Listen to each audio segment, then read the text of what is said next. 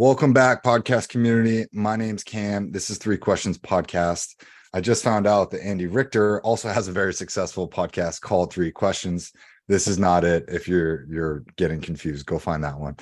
Anyways, episode number 41. I have a guest today, my good friend Andrew Dornisch out of Denver, Colorado. He runs a marketing agency that he is going to tell you all about and answer three questions today. Andrew, what's up? How you doing? Not much, man. Like you said, it's been a busy day, so all good things. But yeah, Cameron, thank you very much for having me. I really appreciate jumping on here. Nice. Well, glad to have you. Like I said, I've been talking a ton on the podcast. I've been doing a lot of solo ones, and I started this podcast with the intent to get people out here, have them tell their stories, have them share advice, have a few laughs along the way, and that is where I'm going to be going in the future. So we'll have you on again in the future. Is there anything you want to talk about? You want to talk about your agency, how long you've been doing it? Do you want to give a rundown on all your side projects real quick? Yeah, sure. I'll give you a kind of 10,000 2-minute view. So yeah, as Cameron said, we're mainly focused on experiential marketing. It's 5614 marketing based out of Denver, Colorado, but we pretty much operate nationwide. We currently have teams of event executors in 17 different states. So slowly taking over the world, which is super exciting. Has been fun over the past couple of years, post-COVID, trying to rebuild and grow from there. But yeah, like I said, we mainly focus on experiential marketing, but have kind of dabbled in the digital space, web design, and starting to really get into influencer marketing, sweepstakes marketing. And it's pretty much if a cool project comes along and it's something that interests me, I'm more willing to jump in and give it a try, and not really sticking to any kind of parameters when it comes to the marketing space, which has been a lot of fun, frustrating, but awesome at the same time. Well, you live in a good place for it. Colorado is an exceptional state. Not a bad at all. You want to give a shout out to your website for people listening if they want to pull it up? Yeah, absolutely. So FIFTYSIX, the number 1, number 4.com. So that you can find everything there, from our capabilities to some of the projects we've worked on. We're very active on social media, just the numbers 5614 MKTG, pretty much on all social media platforms. Awesome. Yeah, I want you to share all of that with me in the email after, and I'll put that all in the description box below. That's for awesome. People. So all of my interview podcasts, they are the most popular ones. I guess people don't want to hear me talk. So are you ready to? Not at all. Not at all. Not at all. Are you ready to? And I don't even want to hear myself talk, but the guests that I do have on, they share some really, really exceptional wisdom, right? Things that they've learned. And you can go, this is free form. There's wherever you want. So share things, you know, the format, it's 5 minutes per question. We're going to do 3 questions. You ready to go? Let's do it. All right, cool. So I'm going to set my watch. The first question that I have for you, Andrew, is what is the biggest thing you've learned as an entrepreneur in the event marketing space? So that's going to kind of be like a 2-part question. For me, I started 5614 marketing 7 years ago when it was a totally different landscape and environment from when it is today. Obviously, I'm not going to say the C word, but we went through a time where experiential marketing pretty much disappeared, was put on the back burner for a lot of brands. So it's been awesome from the beginning, trying to build a brand and trying to build an agency, simultaneously. And then it's been an interesting time kind of reinventing yourself post the C word. I'm not even going to say it. It's a bad word in our industry, but so it's been fun. It's been challenging. It's been very exciting. I think the biggest thing that I've learned is, and this is going to be semi cliche and I don't want it to come off that way, but it's truly like, you got to just keep going. Like, you can't give up. You got to, always make phone calls, always try and meet new people, always try and reconnect, connect, always try and expand, always try and grow. Because the minute you stop growing, the minute you stop evolving, striving for a better version of what your brand is and what your company is, it doesn't really matter what industry it's in. It's kind of the day that you die. So I was very fortunate 7 years ago when I had a coworker who was actually a part-time employee at the agency that I was working at. We sat next to each other, became good friends, had similar hobbies. We, always stayed in touch. He came to me and said, "Hey, I need brand ambassadors. I need you to help me create a consumer experience." And I was like, "Absolutely, that'd be amazing." And that turns into, 7 years later, we've worked with over 125 brand ambassadors, like I said, in 17 different states. Just those are kind of the easiest numbers to kind of show growth over those years. So, I think the other biggest thing besides just keep going is you never know who you're going to meet, how you're going to meet them, and why you're going to meet them.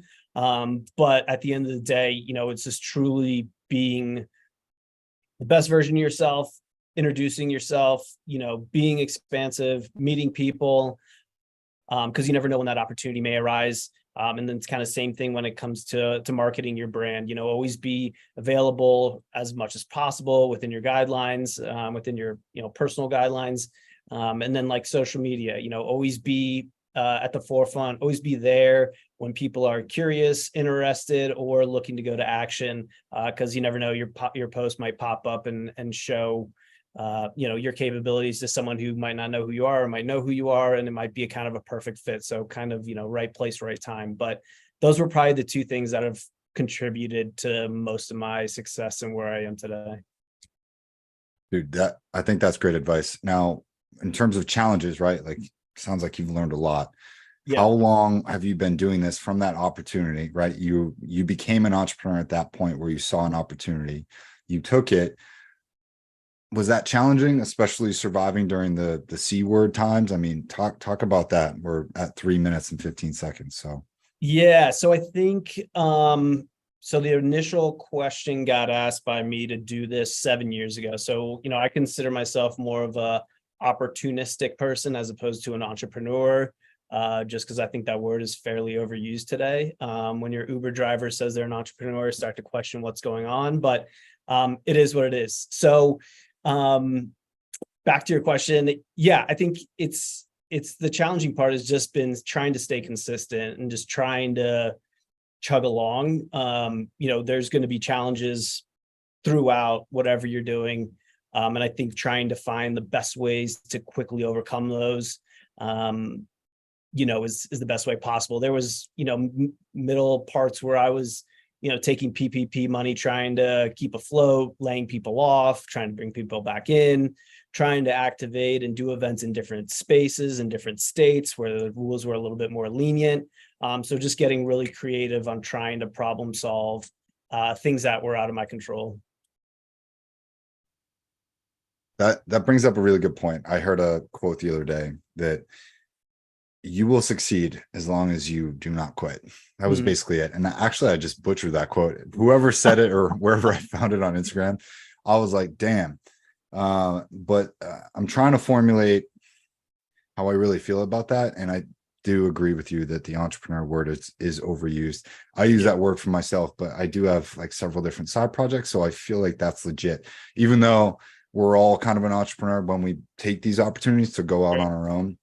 I think being a business owner is the next level above being an entrepreneur. And you've been a business owner for 7 years. So I know you have a lot of other side projects. We just hit 5 minutes for that, but are you ready for question number 2? Yeah, let's do it. So a little bit more light. We don't have to talk about the C word times or dark times, but I want to know what the best thing about working in marketing, advertising, events is. And I would love for you to tell a story if you've got one. Yeah, so it's evolved over my time involved in the industry. So before, when I first started, my favorite part was the traveling. It was going to new places. It was meeting new people. It was going to these large events, whether they were, boat shows, motorcycle shows, festivals. Like, it was kind of a little bit of everything, which was awesome. No 2 days were the same. And you got to experience a different place, which were different groups of people. People think differently across the United States, if no one didn't know that. So it was very interesting to be involved in a wide spread of people over those times, seeing all these neat places. And everybody asks, what's your favorite place? And I always say, if you can't find something fun everywhere you go, it says more about you than it does about the place you're at. And I still hold true to that. But it's definitely evolved, after doing 4 or 5 years, taking a couple of years off there of doing 200 plus days of travel.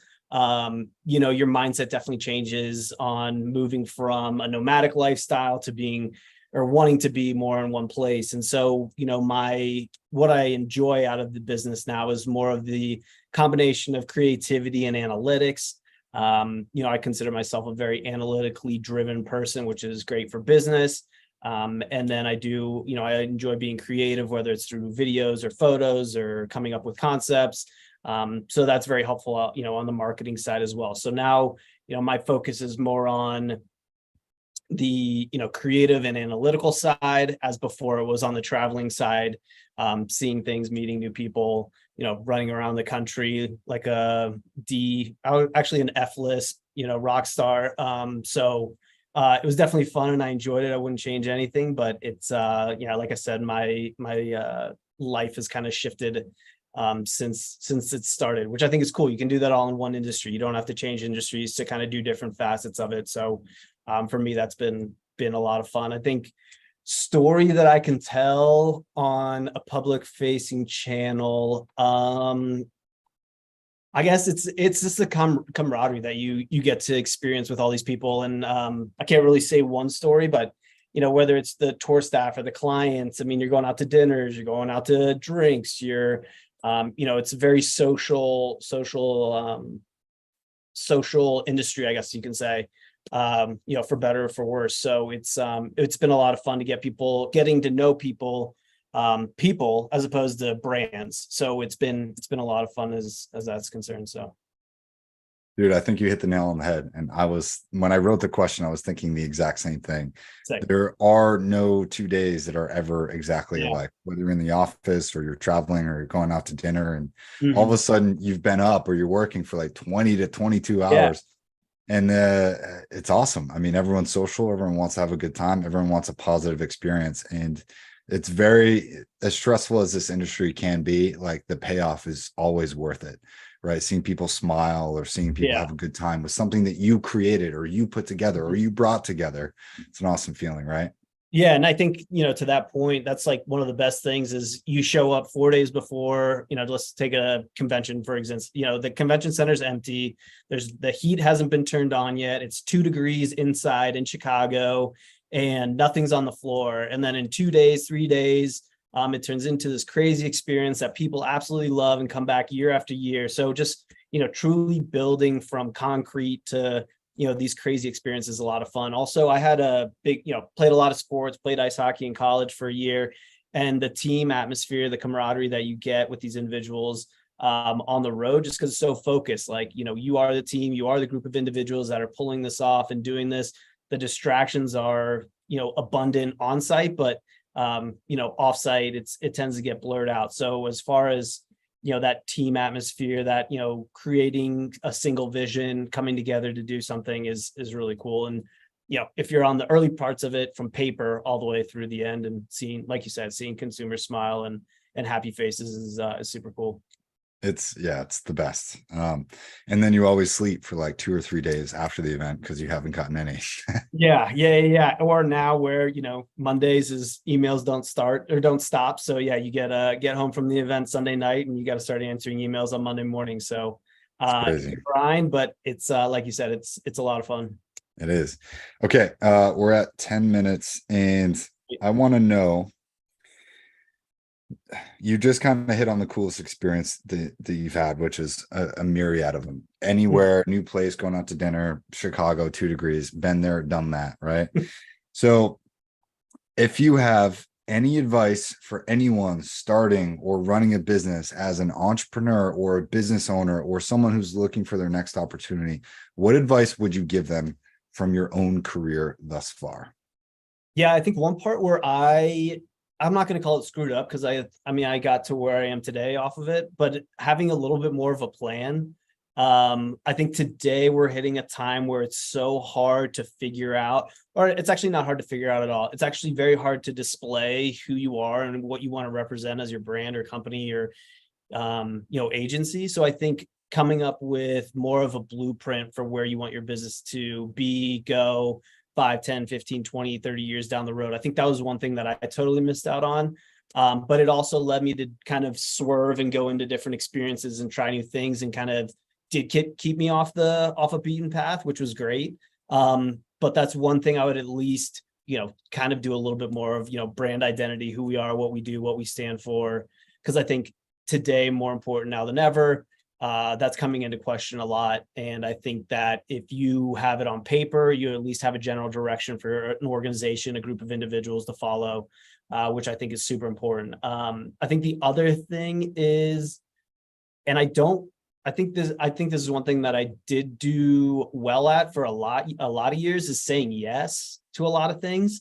It did cause burnout over a couple periods of time. And, you just kind of take a week or two off, like you said, and kind of like reset where you are. But I think saying yes provided me with a ton of experiences, met a ton of great people, and put me in places that I never thought that I would be. So, while I do believe in protecting your time, protecting who you are, protecting your brand, your image, your likeness, I do think if you just kind of wait for the right moment, wait for the right time, I don't think that ever comes. And I think it's most important to kind of do something now, while you can, as opposed to wait and just kind of, not really take the bull by the horns, take the horn by the bulls.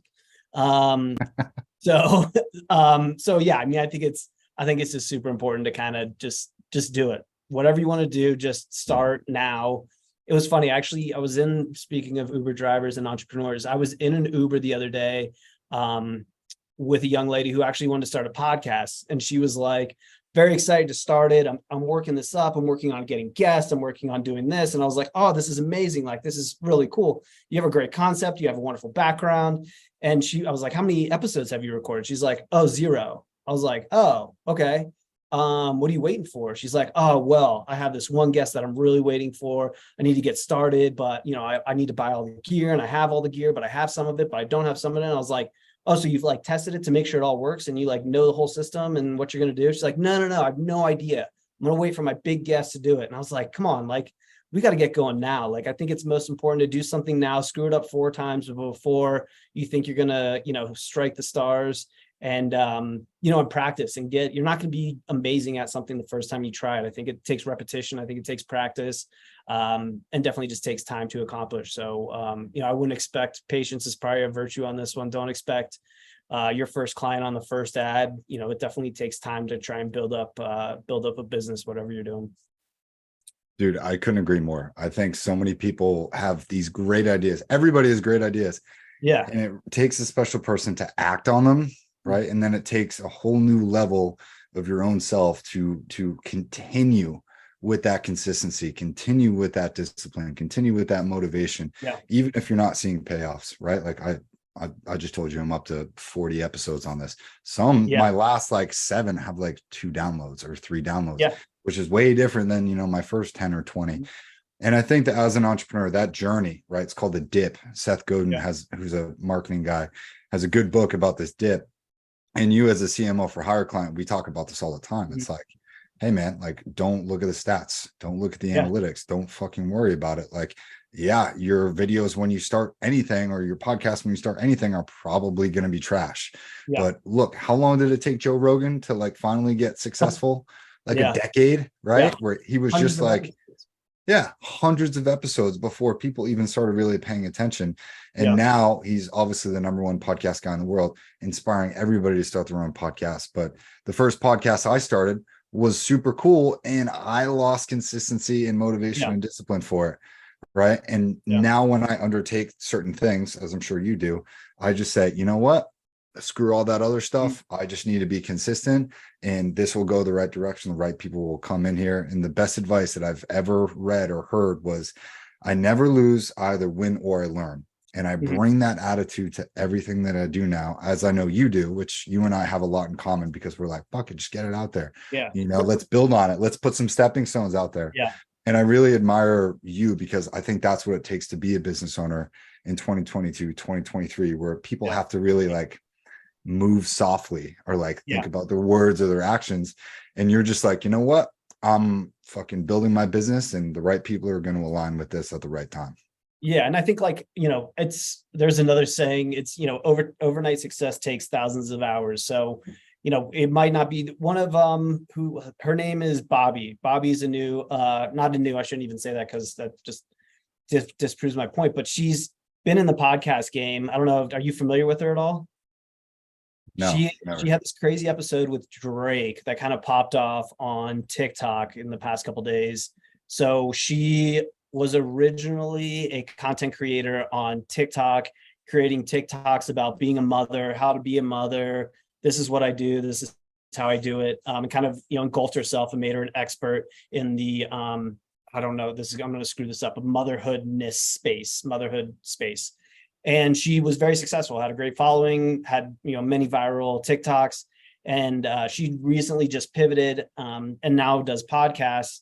And she had Drake on, and everybody's like, no one's heard of this girl. She came out of nowhere. And your first episode's with Drake. She's like, no, this is actually my 9th episode. The first 4 didn't really do very well, but Drake saw it and thought it was a cool format. She has like a very quirky, passive personality, almost that like between two ferns, interview style. And so she kind of adopted that and now is killing it. And she's doing really well. Just had Mark Cuban on, and she's doing really well. Got signed by WME, and that's because she screwed up 6 times. Drake thought it was cool and was like, I'm on it. And now she's signed by WME, probably making thousands and thousands of bucks. So yeah, just kind of shows the process.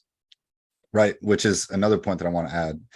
And if you're going to be a business owner or an entrepreneur or a content producer, or you want to go viral on TikTok, you need to not be focused on the results.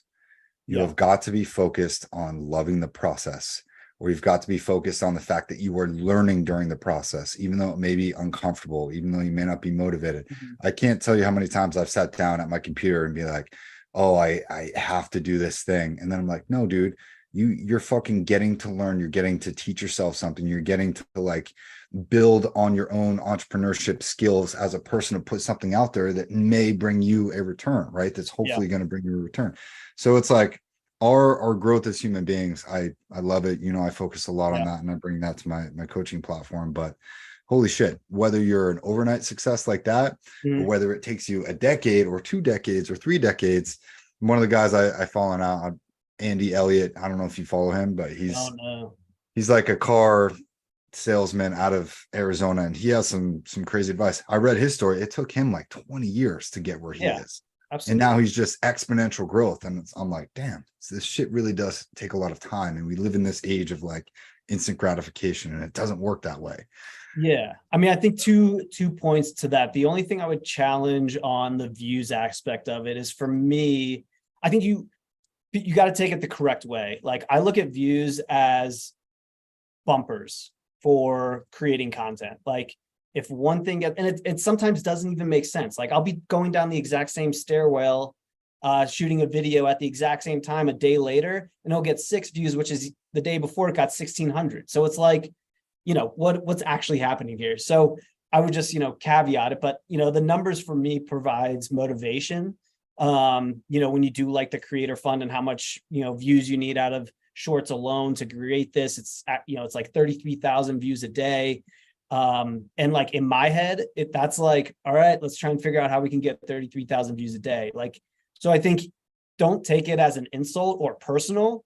Like, you just have to kind of take it as motivational and as bumpers for how you create. So I think it's a number that you can use to your advantage. Like the other day I was at 95, like I'm nobody on YouTube, so it's fine. I had like 95 subs, and I was like, I need 100 subs by the end of the day. Like, I need them. So I created a video and I said, I need you to subscribe, and I need 100 subs.